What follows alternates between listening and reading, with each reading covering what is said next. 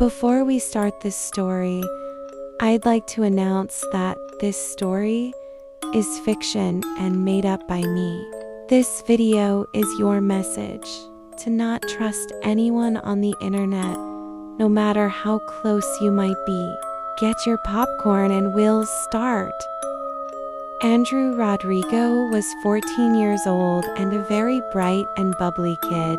Andy would play his favorite game, Roblox, every day. COVID-19 recently came out during this time, and Andy had developed an even bigger obsession with the game. He could play for hours now that he had an excuse to. Andy, of course, had many friends from all the constant playing and was a part of many communities. One day, everything all changed.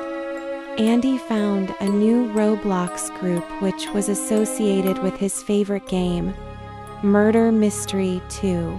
He became good friends with all the members because they shared all the same interests.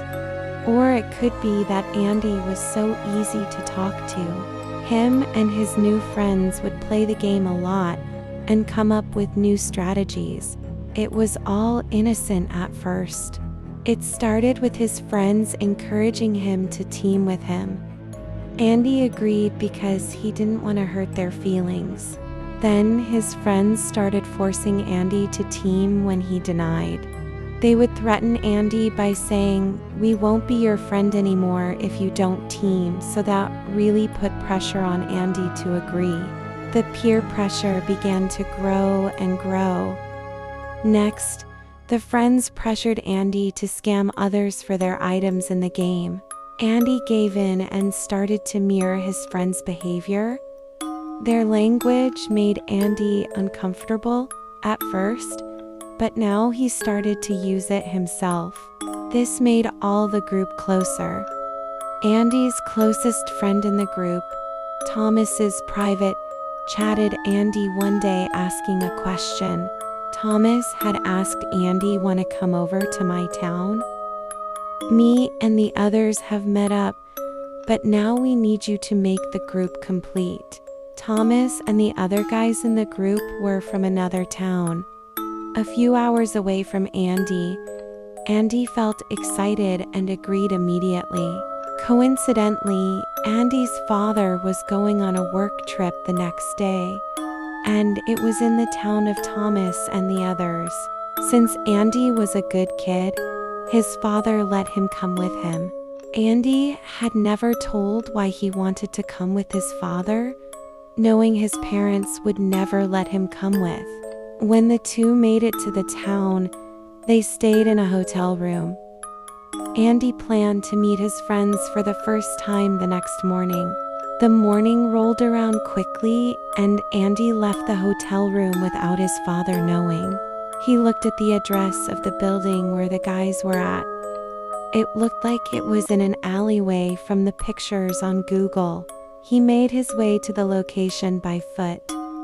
It took about 30 minutes, and by then his legs were sore. "I finally made it," he told himself. The alleyway was a few feet away, and he made his way to the spot. What Andy saw next shocked him quite a bit. He saw a few middle-aged men. Andy then looked around for his friends until one of the men spoke up. "He's a lot smaller than I expected." "Andy, is that you?" Andy jolted when he heard his name being called. He replied, "How do you know my name?" "It's me, Thomas, or whatever I said my name was. These are the others." Andy's heart dropped when he heard the man's words. A shiver ran down his spine.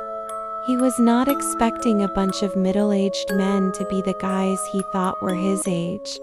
"I need to leave," Andy announced. He didn't want to be there a second longer. "I thought you guys were my age," Andy added on. "Who said we were going to let you do that? You came all the way out here.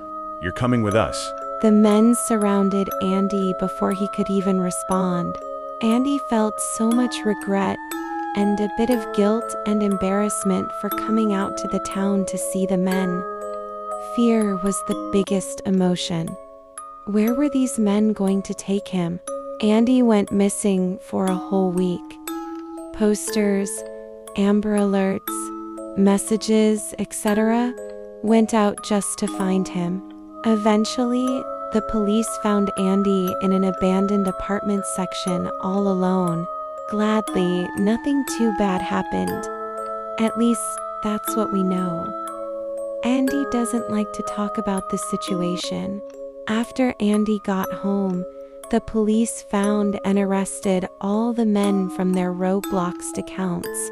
He got grounded for a month, and his phone got taken. Andy wasn't so upset.